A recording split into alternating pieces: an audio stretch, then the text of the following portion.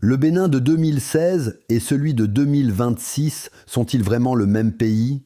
Que tu l'adores ou que tu le détestes, il y a une vérité qu'on ne peut plus ignorer.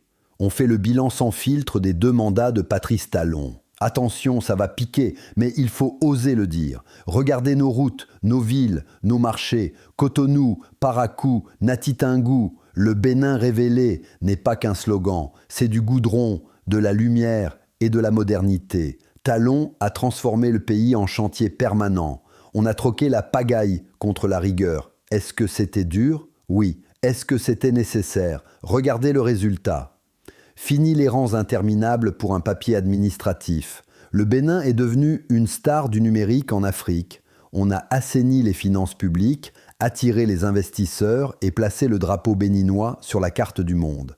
La rupture, c'est aussi la fin de l'impunité pour beaucoup. La rigueur Talon, c'est une machine qui ne s'arrête jamais. Mais à quel prix? C'est là que le pays se divise. Certains parlent de recul démocratique, d'autres de vie chère ou de pression fiscale étouffante. On ne mange pas le goudron, disent certains. Mais peut-on construire un pays solide avec du désordre et de la complaisance? C'est tout le dilemme de la méthode Talon.